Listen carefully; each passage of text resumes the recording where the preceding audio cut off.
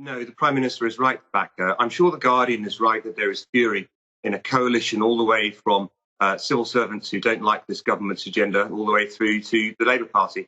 But there won't be fury amongst the millions of people who voted to have this government in office with an 80-seat majority. And there won't be fury amongst Conservatives who see the Prime Minister standing up for a minister who's trying to get her job done, despite some civil servants who don't want her to.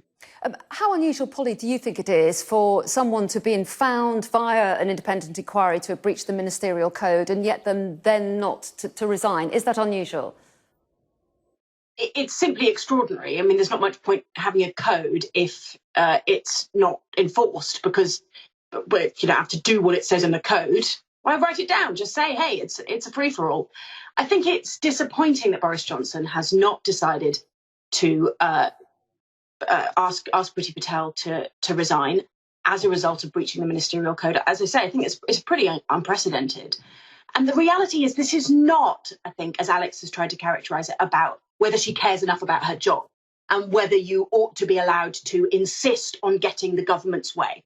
I 100% agree that ministers must be able to deliver what was in their manifesto, what they've been elected to do, whether I like it, whether the civil servants like it or not. This is about effectiveness. Screaming and shouting at people does not make them do what you want. I defy viewers to tell me on Twitter, whatever it is, when has shouting and screaming and swearing at people got you what you want? It doesn't. It makes people defensive.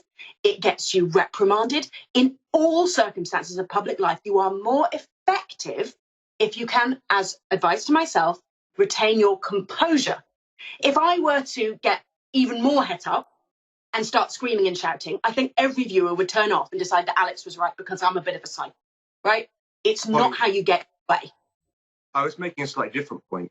I was making the point that there is an agenda here that goes beyond the precise issue of what Priti Patel may or may not have done. Civil servants didn't break cover to make these kinds of complaints when mobile phones and staplers are coming flying at them from Gordon Brown.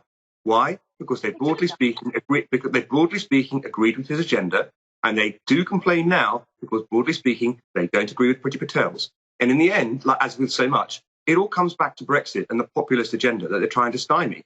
They don't think they should be implementing Priti Patel's agenda at the Home Office, so they don't want to. And in the end, if dragging their feet doesn't get it done, they complain like this. And they say, pretty robust people who run departments in high-pressure situations, used to a bit of to and fro from time to time, they say, you're bullying me.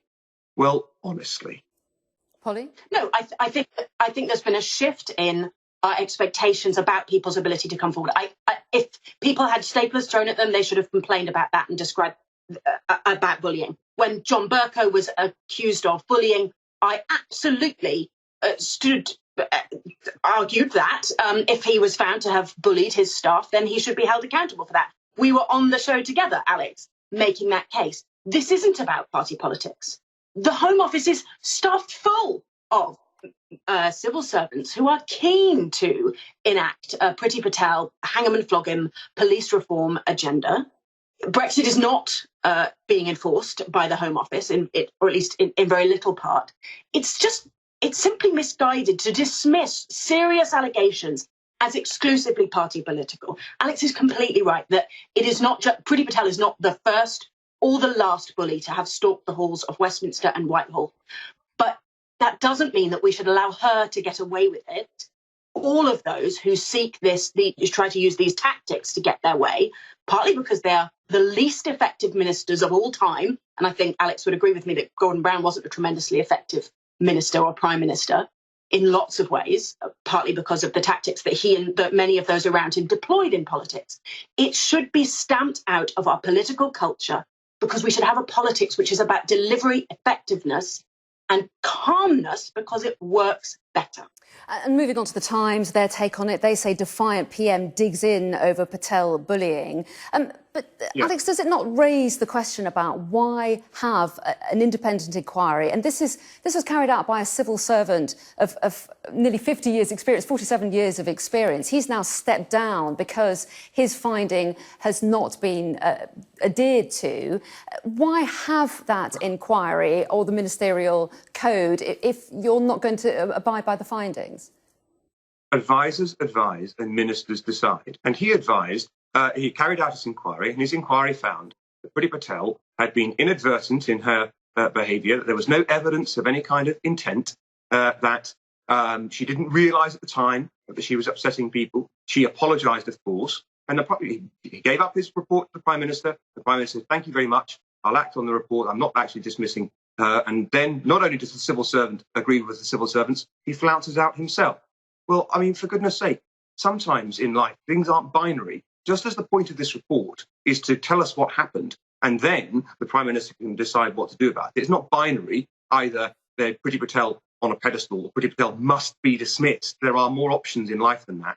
Equally, he doesn't have to go out the door either. If he wants to make a difference, I would suggest that the key to it is being in the arena rather than saying, like the last guy, I'm off to, well, I don't know what, have a tribunal, sell my memoirs, and whatever he's going to do next, it's not going to be trying to implement the agenda that is apparently so important to him. OK, let's pick up on that point of it being unintentional. It's true that Alex Allen did say her behaviour has been in breach of the ministerial code, even if unintentionally. And Priti Patel has today apologised, saying, "I'm sorry that my behaviour in the past has upset people. It was never my intention to cause upset to anyone." Does that make a difference to you, Polly?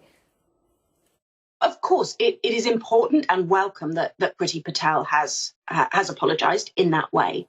I think that the crucial thing is it may have been inadvertent, but nevertheless, the impact is real. And to not recognise or understand the impact of your behaviour on other people is, this is one of the things that I coach junior members of staff of 19, 20, 21 years old to recognise. In a professional environment, you have to take responsibility for your interactions with other people and think them through if you want to be professionally effective. Alex Allen it was an independent advisor on the ministerial code. So given that, he has advised the Prime Minister, and the Prime Minister has, as is his right, chosen to ignore that advice. He's not supposed to implement the government's agenda. He's just got this one little job, which is to advise on the ministerial code. So I think it's entirely reasonable that his position is untenable in those circumstances where the Prime Minister decided to ignore him. The Times is also reporting that Boris Johnson asked Alex Allen to change his report, and he refused to do so. And it was because of that interaction that Alex Allen felt his position was untenable. The Times also says, Alex, that Boris Johnson has told MPs to form a square around Priti Patel. I think he called her the Pritzker, did he not? I mean, why is Priti Patel so important to Boris Johnson? Is there a risk that a story like this, with headlines like this, plays into that narrative that some people say is going around, that there's one rule for government ministers and another rule for everybody else? I mean, is he potentially losing political capital over this? Do you worry about that? That suggestion there's one rule for ministers and one rule for everyone else isn't in the story at all. That's a new injection into this discussion, and I don't know where that one's come from. But the broader point that I think you are getting at is why is it important not to give way on this? And the answer is that not only are these things not binary, and I would say, most people would say that swearing in the workplace or even shouting, yes, it's not to be lauded, it's to be deplored. But to suggest it should be all the way to career ending is wholly disproportionate. That's point one. And point two is that if he does let them get their way, then he gives a valuable political scalp to the partisan enemies of his regime. He gives a powerful political scalp to those who want this government to do badly and want to stymie them. And that's why Keir Starmer's so happy about this agenda, of course, ironically, given the Labour Party's record on bullying itself. And there's a double-page spread in the Daily Mirror. The ugly side of Priti, they say. They're not a traditionally government-backing paper, Polly. But what do you think that headlines like this will do? What sort of message do you think it potentially sends out?